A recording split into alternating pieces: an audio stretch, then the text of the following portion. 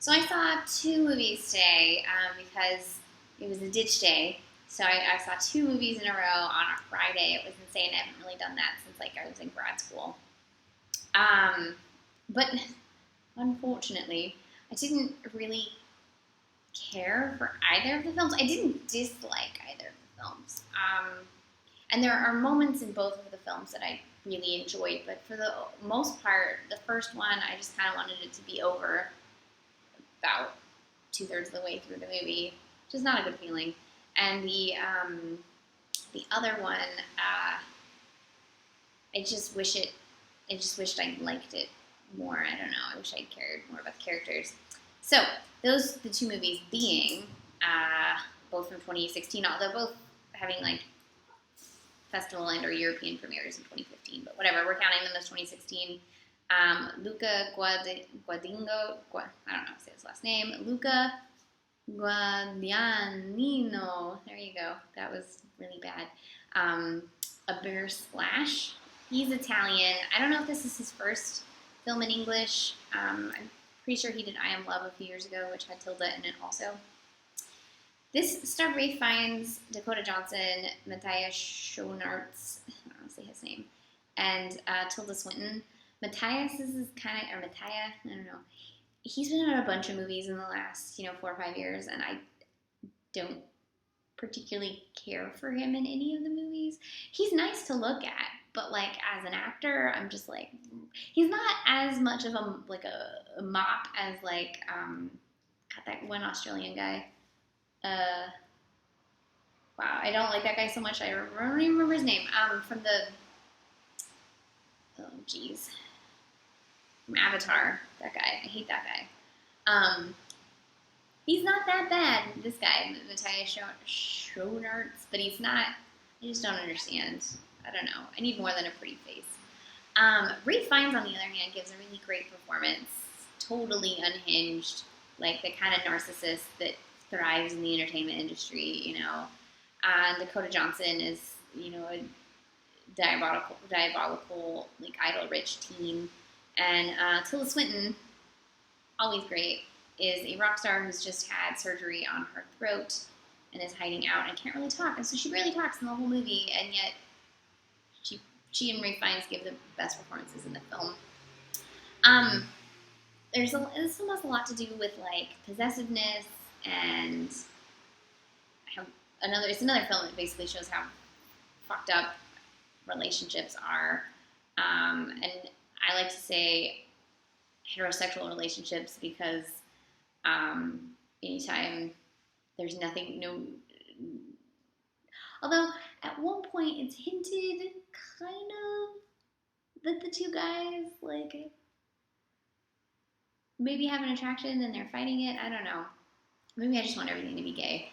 Where was I going with this? So it's about, I felt like it was trying to say something, or at least trying to present male aggressiveness, possessiveness, and fragility, but I couldn't tell if the director meant to critique it, or if he was just showing it. I didn't really feel like he had critiqued anything. Like you as a reader or viewer can critique it and be like, ooh, but I felt like I didn't get a point of view from the director. Maybe he didn't. He wanted you to, make up your own mind. I don't know. I didn't like how male gazy it was, particularly on Dakota Johnson. If they were gonna like linger on her butt and her like, it was her butt in her underwear, and pajama or bathing suit and like lounging and things, they can at least linger on the dudes in the same way. That said, although they didn't linger on the bodies in a gazy way, they did show us a lot of penis, like a lot. Like if you ever wanted to see Ralph Fiennes' penis, this is the movie for you. There's a lot of dick in this movie, and both the guys show their dicks, so that's good. Actually, I think second for second, there was more dick than there was boob. So even though the way the women are filmed is gazy, there was less film of the women's bodies than the man's bodies. So there's that, and you got to see butts, and I like butts. So, and then there felt like the movie went on a little too long, and the bits that were supposed to be sort of critiques on society didn't quite play out right, and mostly the last 30 minutes or so of the movie, I was just like, end already. So, I don't know. That was a bigger splash. So then I went and saw the Meddler, which is for my 52 Films by Women pledge, and it's written and directed by Lorene Scafaria, who also did Seeking a Friend for the End of the World, which I really love. It was one of the ones I saw last year that I really loved. It starred Susan Sarandon, Rose Byrne, and J.K. Simmons. It also had, like, everybody and their grandmother in it. It had, what was it? Jason Ritter was in it. Randall Park was in it for a second. Casey Wilson, Michael McKean, Laura Sangiacomo. Always good when Laura Sangiacomo shows up. Although, you know, you sort of blink and you miss it, which is too bad. So it's about a woman whose husband recently passed and left her a lot of money, and clearly a lot of money. Like, and you never actually find out like what he did to leave her that much money. It's like a lot of money. I don't quite understand.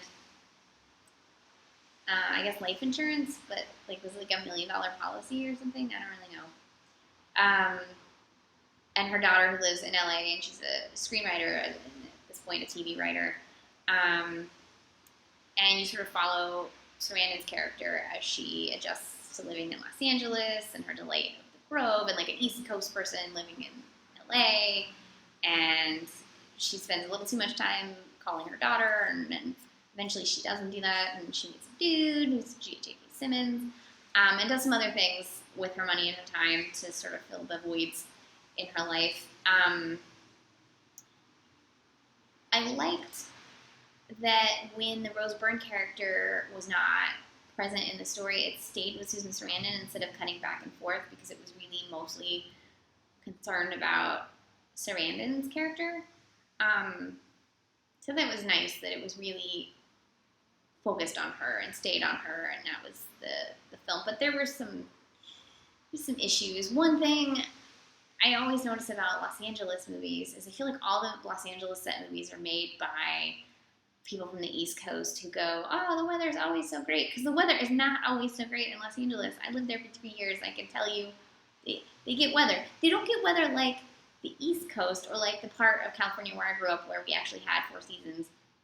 But it gets weather, and it's not always sunny. It's like a myth perpetuated by LA movies that LA is always sunny, because it's not always sunny. And it gets really fucking cold at night. And no movie, I've never seen a movie that really shows how cold Los Angeles gets at night. It's a desert, okay? It gets really cold. Well, in comparison, like the amount of how low it goes compared to how warm it gets is friggin' crazy. There was some stuff with like, you know, I don't know how to say this tactfully, having an older white person tell a black dude that he has potential and then he goes into schooling just always feels a little like, do we need to like add a little white saviorness here? Do we? But, you know, but then is it offensive if it's like a white person and a white person? I don't know. It's a gray area that it made me a little uncomfortable. And then, you know, I guess there's an older woman in the hospital who's supposed to be Latina, and I didn't notice. But for the most part, there's no Hispanic people in the whole movie. And maybe it's because I lived in a Hispanic neighborhood, but like pretty much any neighborhood you go in Los Angeles, other than like Koreatown, there's full of Hispanic people, and there was no. And this is not just this movie. This is a lot of LA movies. They leave out the Hispanic population. They leave out the Asian population. They leave out like the bajillion Armenians, like the Koreans. Like there's a whole big, wide bunch of people that live in LA that are not white and somehow are not white and not black, and somehow those people are never even extras in movies. And I always find that really frustrating about Los Angeles movies. Where is I? I feel like I'm rambling at this point. So when the movie ended, when her first film ended, Seeking a Friend for the End of the World, there were moments where I was truly like moved and crying and like emotionally attached to the film and to the characters, and I felt a lot of feelings. And in this film, there was one scene with the woman in the hospital where I was like, it really touched me, and the rest of the film left me kind of cold. So I guess it wasn't for me.